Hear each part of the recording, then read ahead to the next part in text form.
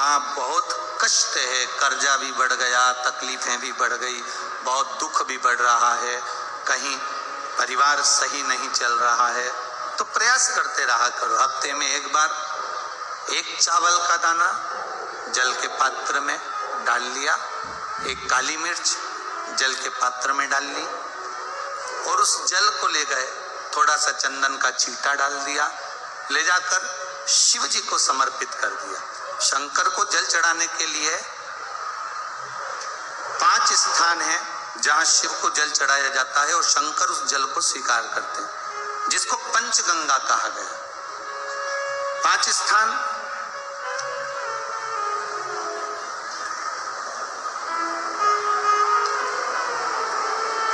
अच्छे से समझ लीजिएगा, जब भी शिव मंदिर में जाएं तो ये 5 स्थान शिव को जल चढ़ाने के लिए ये रखा है। शिवलिंग,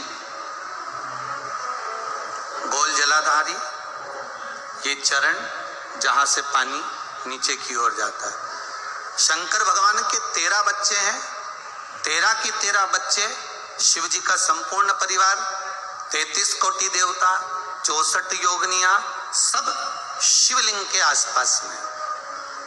आप शंकर जी के मंदिर में जाकर ये कभी ना विचार करना कि पार्वती जी को ढूंढना पड़ेगा या गणेश जी को ढूंढना पड़ेगा या कार्तिकेय जी को ढूंढना पड़ेगा या भैरव को ढूंढना पड़ेगा। हमें शंकर के मंदिर में जाकर किसी देवता को ढूंढने की जरूरत नहीं है। जहां शंकर भगवान का शिवलिंग रखा हुआ है वो माता जी का हस्तकमल है, माता पार्वती जी का स्थान है। जहां शिवलिंग रखा है वो शंकर भगवान है। जहां जलाधारी है उस जलाधारी के पास में जहां पानी बहता है बीच में अशोक सुंदरी का स्थान है। जहां से पानी बह रहा है उसका राइट भाग, वहां गणेश जी का स्थान है, लेफ्ट भाग कार्तिकेय जी का स्थान है। शंकर भगवान के ऊपर जो जल गिर रहा है वो शंकर भगवान की 5 लड़कियां, जया, विषहरा, शामलीबारी, दौतली, देव, ये शंकर जी की 5 बेटियां ऊपर हैं। जहां से पानी बहकर उस निकासी से, जहां नाली बनी रहती है, पानी जहां से निकलकर बाहर मंदिर के जा रहा है वो 33 कोटि देवताओं का स्थान है। इसलिए सारे मंदिरों की परिक्रमा हो सकती है पर शंकर जी के मंदिर की परिक्रमा नहीं करते, क्योंकि वो जल जो जा रहा है वो 33 कोटि देवताओं का स्थान है, उसको हम लांघ नहीं सकते। वो स्थान जल चढ़ाते समय आप इसका स्मरण रखें। पानी का जब पात्र लेकर जाते हैं मंदिर के अंदर, सबसे पहले शिव जी का जो जलाधारी है उसमें राइट भाग पर अपनी मनोकामना कर कर जल चढ़ाएं, फिर लेफ्ट भाग में चढ़ाएं रोग मुक्ति के लिए, अशोक सुंदरी की जगह पर चढ़ाएं, ये 3रा स्थान। 4था स्थान माता पार्वती जी का जो कटी भाग है जहां पर शिवलिंग रखा हुआ है उस भाग पर जल चढ़ाएं, 4था भाग। 5वां भाग शंकर जी के ऊपर चढ़ाएं। ये 5 जगह पर जल क्रम वाइज चढ़ाएं। आप लोग जाते हो डायरेक्ट जाकर शंकर जी पे जल उंडेल कर आ जाते हो, सीधे गए और शिव जी पे जाकर आपने जल चढ़ा दिया। हमारे यहाँ शास्त्र कहता है जैसे अपन देवताओं की पूजन करते हैं तो पंडित जी सबसे पहले पूजन किसकी कराते हैं?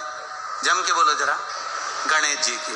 गणेश जी के बाद पूजन कराते कराते कराते कराते कराते कराते आगे के सारे देवता कराते कराते कराते कराते फिर मूल पूजन पर पहुंचते हैं। आप डायरेक्ट मूल पूजन पे पहुंच जाते हो।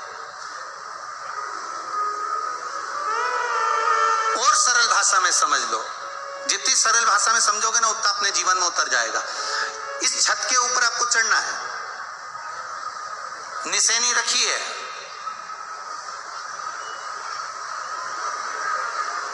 पाए लगे हुए हैं, आप कैसे चढ़ोगे?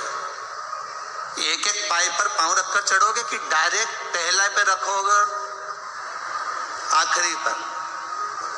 जम के बोलिए जरा, एक एक पाए पर पांव रखोगे ना कि धीरे धीरे हमको चढ़ना है। उसी तरह शिव मंदिर में पहुंचने के बाद पहला गणेश स्थान, कार्तिकेय स्थान, अशोक सुंदरी का स्थान। अशोक सुंदरी के स्थान पर जल क्यों चढ़ाया जाता है? क्योंकि भगवान शंकर की सबसे छोटी लड़की जो है वो अशोक सुंदरी है, और ये जो छोटी लड़की है अशोक सुंदरी, ये नारी को अखंड सौभाग्यता का वर प्रदान करती है। कौन सी नारी को? किस नारी को अखंड सौभाग्यता देती है? तो महाराज शास्त्र कहता है जिस नारी के भाग्य में लिखा होता है कि इसको वैधव्य होना है, इसके पति को समाप्त होना है, अगर वो नारी अशोक सुंदरी वाली जगह पर जल चढ़ा देती है तो पति पर अगर काल भी मंडरा रहा होता है तो माँ अशोक सुंदरी महाकाल से कहकर काल को टाल देती है। वो अशोक सुंदरी का स्थान, वो माता अशोक सुंदरी का स्थान।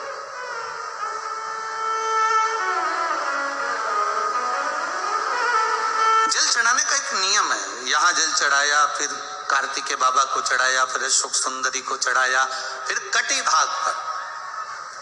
ये कटी भाग बड़ा विशेष भाग है महाराज, बहुत बहुत ध्यान दीजिएगा। इंदौर में माहिल्याबाई के इस पावन नगरी में माहिल्या शिव पुराण की कथा चल रही है। शायद